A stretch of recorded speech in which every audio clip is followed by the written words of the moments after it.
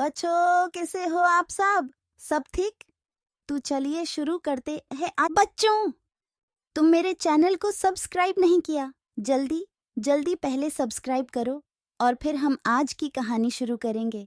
अगर तुम सब्सक्राइब नहीं करते हो तो मैं तुम्हारे लिए और नैतिक कहानियां कैसे बना सकती हूँ, इसलिए अभी कर दो क्लिक क्लिक क्लिक। अच्छा, चलो आज की कहानी शुरू करते हैं। बचपन में हम सभी ने पतंग उड़ाने का आनंद लिया है। वह सीधे आसमान में उड़ते हुए हवा की गोद में खो जाना कोई नई बात नहीं है। ऐसा ही एक दिन छोटे से गांव के एक छोटे से लड़के ने अपनी पतंग को उड़ान भरने के लिए उड़ा लिया। पतंग ने ऊंची ऊंची उड़ानें भरते हुए सफलता की ओर बढ़ती गई। लड़का बहुत खुश था क्योंकि उसकी पतंग दूसरी पतंगों से आगे बढ़ रही थी। मित्रों ने उससे जलना शुरू किया, लेकिन वह सिर्फ अपनी खुशी में मस्त रहता था। समय के साथ लड़के की पतंग ने एक बादल की ओर जाकर खुद को छुपा लिया। लड़का हैरान था। उसने अपनी पतंग की तलाश शुरू की, लेकिन वह नहीं मिल रही थी। वह पूरे गांव में भटक रहा था, लेकिन उसे कहीं भी उसकी पतंग नहीं मिल रही थी। लड़के का मन उदास हो गया। उसने दुनिया भर में खोज की, लेकिन उसकी मेहनत से भी पतंग नहीं मिली। उसने अपनी हार मान ली और उदास होकर अपने घर की ओर बढ़ा। घर पहुंचकर उसने देखा कि उसके पिताजी उसका इंतजार कर रहे थे। पिताजी ने पूछा, बेटा, तुम्हारी पतंग कहाँ है?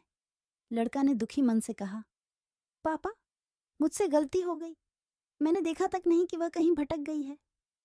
पिताजी ने मुस्कुराते हुए कहा, बेटा, कभी कभी हार जीवन का हिस्सा होती है, लेकिन हार से हार नहीं, जीत से सीख मिलती है। तुमने कमजोरी नहीं, बल्कि सीख हासिल की है। उसके पिताजी ने उसे सिखाया कि जीवन में हमें कभी हार नहीं माननी चाहिए। हर दुख, हर हानि, हर गुस्सा एक सीख होती है। उन्होंने कहा, बेटा, तुमने कमजोरी को हार मानने की बजाय उससे सीखने का मौका दिया। लड़का ने अपने पिताजी की बातों को समझा और उसने फिर से नई पतंग बनाई। इस बार उसने ध्यान से देखा कि वह अपनी पतंग को कहाँ उड़ा रहा है। उसने सीखा कि अगर हम सही दिशा में जा रहे हैं तो हार की भी खोज में हमें कुछ नहीं खोना पड़ता। इस कहानी से हमें यह सीखने को मिलता है कि जीवन में कभी कभी हार और उदासियां आती हैं, लेकिन हमें उनसे सीखना चाहिए और मजबूती से आगे बढ़ना चाहिए। हार से नहीं, बल्कि सीख से हमें सफलता की ओर बढ़ना चाहिए।